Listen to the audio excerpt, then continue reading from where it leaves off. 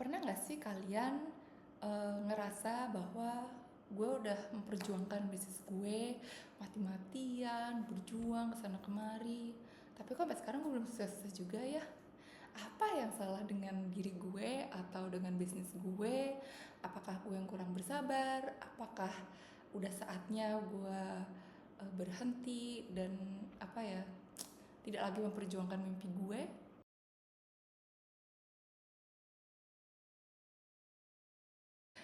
Tenang aja, kamu nggak sendirian. Semua orang juga pernah mengalami kebuntuan yang sama dalam pekerjaan atau usaha mereka. Dan aku pun juga sedang mengalami hal yang sama. Selamat datang di YouTube channel aku, Hustle with Carolina.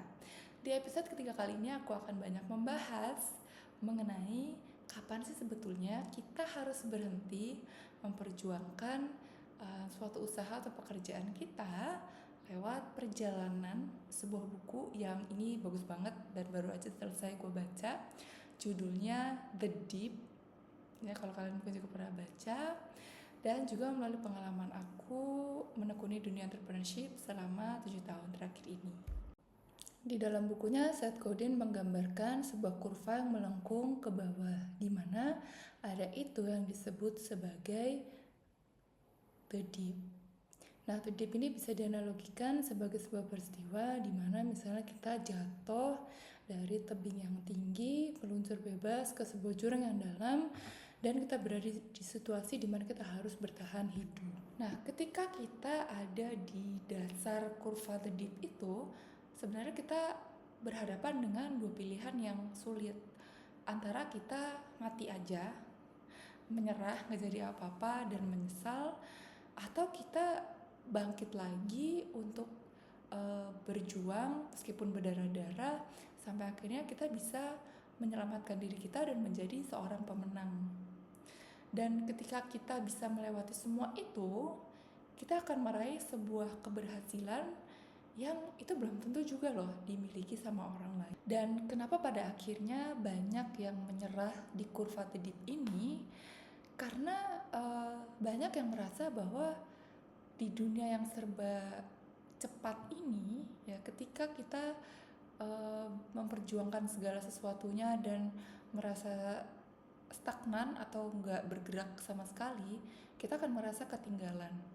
Jadi memperjuangkan mimpi kita yang di awal itu menggebu-gebu dan akhirnya stagnan, kita kan jadi mikir ya, kayak kalau gue sampai hari ini aja nggak berhasil, ngapain gue nunggu lagi sampai besok? Kenapa nggak berhenti aja? Toh dunia terus berputar kan, masih ada banyak hal-hal baru yang bisa gue coba. Dan banyak juga orang yang dia tergiur sama pencapaian orang lain, misalnya membandingkan kayak, oh teman gue nih yang udah usaha baru 2 tahun aja tiba-tiba udah jadi miliarder, kok gue yang udah 10 tahun masih gini-gini aja. Jadi ada kecenderungan kita membandingkan pencapaian kita sama pencapaian orang lain. Terus juga di zaman yang serba instan ini dan serba flexing ini, kita tuh banyak yang akhirnya mikir bahwa pekerjaan itu harusnya diukur dengan materi. Materi di sini tuh maksudnya uang ya, lebih kayak uang dan mungkin kekayaan gitu yang bisa kita nikmati atau kita perlihatkan ke orang. Karena yang namanya pencapaian materi itu kan terasa lebih real ya. Orang tuh bakal ngelihat kita sukses kalau kita tuh udah punya segala-galanya yang menjadi standar kesuksesan banyak orang. Instead of mereka melihat kesuksesan itu dari sisi kepuasan pribadi atau pencapaian kita dalam merealisasikan idealisme kita. Pengalaman The Deep ini sebenarnya nggak cuman dialamin sama small business owner ya. Gue paham banget kalau as small business owner tuh kita akan selalu merasa setiap hari itu perjuangan yang berdarah-darah. Tapi sebenarnya semua perusahaan, baik itu kecil, menengah, even perusahaan besar, perusahaan-perusahaan yang kita lihat tuh kayaknya udah sukses di mana-mana, mereka tuh juga mengalami yang namanya kurva The Deep ini. Kayak contohnya Jimmy Choo deh. Jimmy Choo tuh kan brand fashion ya high level ya, maksudnya untuk mereka menjual produk ke kalangan atas itu harusnya nggak susah. Tapi ternyata di awal Jimmy Choo ini berdiri tahun 90-an, brand ini tuh sempat mengalami yang namanya krisis identitas karena desainernya si Jimmy Choo itu pergi meninggalkan perusahaan karena dia clash sama partner bisnisnya. Alhasil brand ini tuh jadi kayak kehilangan identitas awalnya, yang bikin penggemarnya tuh jadi kayak berpaling gitu ke brand lain. Terus mereka juga pernah mengalami yang namanya krisis keuangan di tahun 2000-an kalau nggak salah ya, karena saat itu lagi banyak krisis ekonomi kan di mana-mana. Jadi penjualan barang mewah itu sempat merosot, dan itu akhirnya bikin perusahaan ini tuh kesulitan secara finansial. Ditambah lagi persaingan di dunia fashion yang amat sangat kompetitif, dari sisi desain juga harga, itu juga mempengaruhi sales mereka. Sampai akhirnya perusahaan ini dijual ke perusahaan holding buat restrukturisasi perusahaannya, sekaligus mereka juga butuh suntikan dana buat expand bisnis mereka secara global. Dan kalau nggak salah Jimmy Choo ini tahun 2017 sempat dijual lagi ke perusahaan holding lainnya, kalau nggak salah Michael Kors deh, dijual ke Michael Kors karena mereka benar-benar kayak udah kegencet sama pertumbuhan finansial mereka yang stagnan karena itu tadi ya, persaingan bisnis yang semakin kompetitif, dan mereka juga butuh uang gitu untuk mempertahankan bisnisnya. Nah, dari pengalaman Jimmy Choo ini kita bisa belajar bahwa yang namanya perusahaan besar aja yang udah 20 tahun melanglang buana di di industri fashion ini, mereka juga pernah mengalami struggling gitu loh. Dan itu cukup lama loh, kurun waktunya tuh hampir 10 tahun mereka mengalami kesulitan finansial itu. Dan mereka tuh, dan di masa ini tuh, dan ini juga pasti dihadapkan pada dua pilihan yang susah, yang sulit, antara gue bangkrut aja dan tidak dikenang siapapun, atau gue berusaha nyari sana sini demi bisa mempertahankan eksistensi brand gue di kancah internasional. Oke, kita balik lagi ke penjelasan buku ini ya. Nah, Seth Godin itu juga menjelaskan bahwa dalam prosesnya kita berjuang itu ada satu lagi konsep yang namanya dead end. Bedanya the deep sama dead end apa sih? Dua-duanya tuh sama-sama membuat kita pengen menyerah.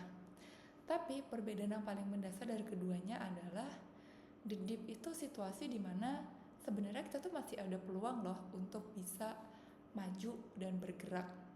Di kurva ini tuh kita bukannya menemui jalan buntu. Memang kita ketika kita stres itu kan kita pasti akan melihat udahlah, everything's done, semuanya terasa buntu.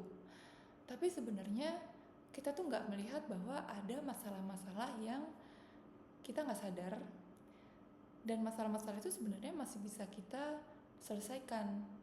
Sementara di dead end itu kita benar-benar kayak udah nggak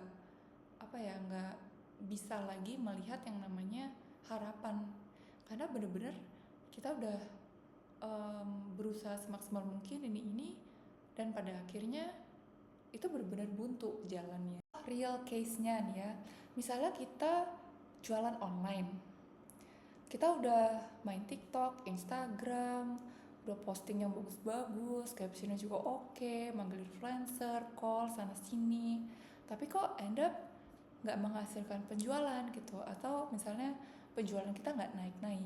Nah, dari situ kan kita bisa mengidentifikasi masalahnya. Kenapa sih kok pelanggan gue ini nggak terhubung sama brand gue?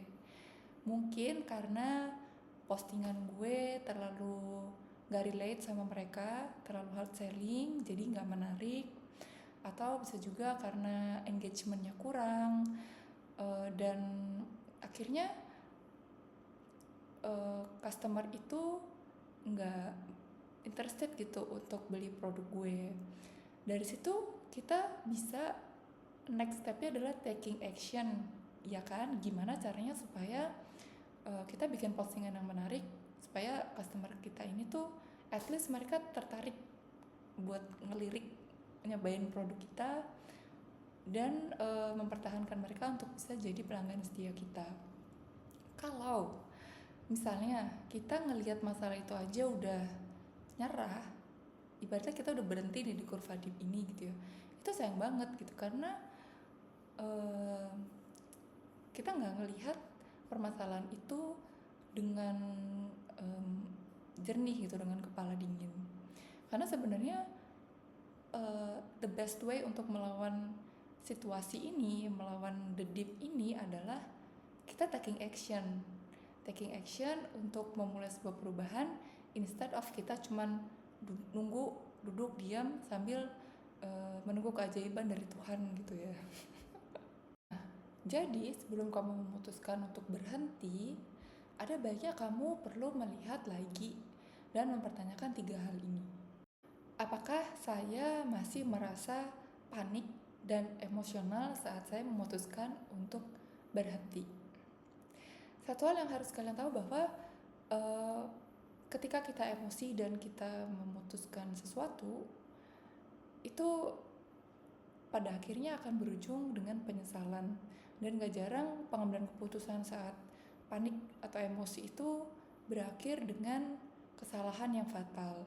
Jadi mesti dipikirkan baik-baik lagi 2, 3, sampai 1000 kali deh kalau bisa, sebelum kalian memutuskan untuk berhenti memperjuangkan apa yang kalian perjuangkan selama ini.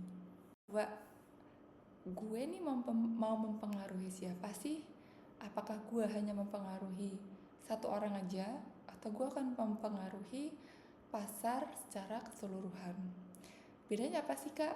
Nah, kalau kita mempengaruhi satu orang aja, itu kan berarti kita effortnya gede banget ya untuk meyakinkan si orang yang kita kira potensial buyer ini untuk membeli produk kita.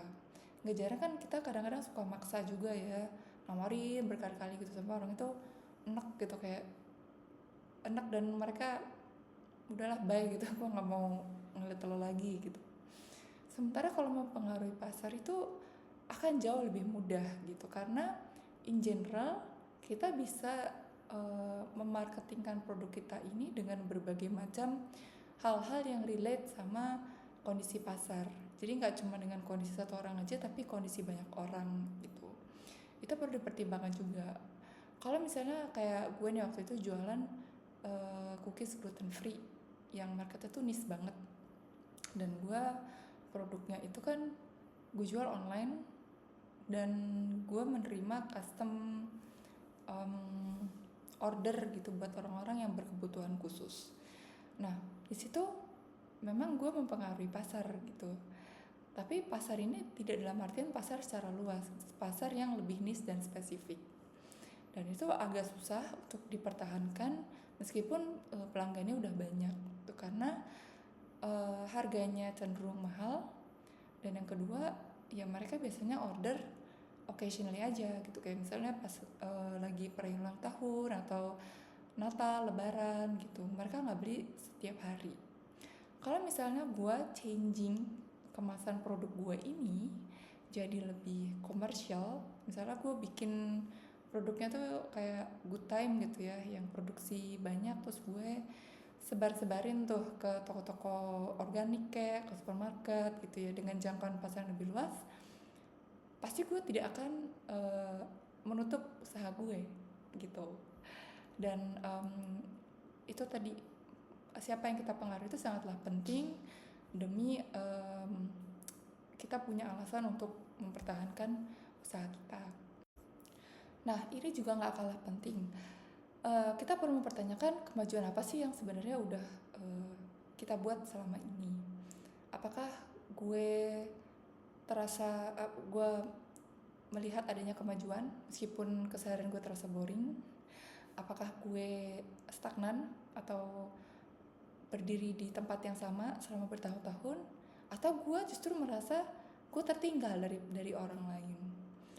Nah, ini perlu dipertimbangkan juga gitu. Kalau misalnya kita merasa gue sudah membuat kemajuan nih, ya meskipun ya nggak terlalu kelihatan lah ya, kecil-kecil gitu, mungkin kita masih bisa mempertahankan bisnis kita, karena artinya kita setia dengan proses yang kecil-kecil itu tadi.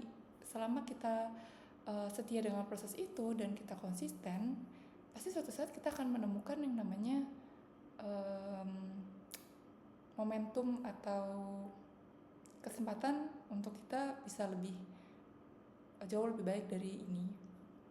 Kalau misalnya kita merasa stagnan, kita perlu melihat apakah stagnansi itu sudah berlangsung cukup lama, dan apa sih yang menyebabkan kita itu stagnan.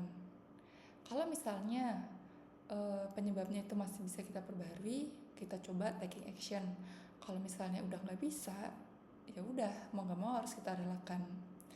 Nah, kalau misalnya kita merasa tertinggal, ini sebenarnya cuman sudut pandang pribadi aja sih gitu. Karena merasa tertinggal itu kan kita membandingkan kondisi kita sama orang lain yang udah lebih dulu. Ada baiknya sebelum kita memutuskan untuk berhenti, kita harus kayak memotivasi diri dan mencari tahu apa sih yang bisa gue lakukan untuk gue bisa mengejar ketertinggalan ini. Oke, di situasi yang stagnan ini, kamu bisa memutuskan untuk berhenti kalau misalnya kamu melakukan kesalahan-kesalahan yang bikin kamu tuh merasa burnout.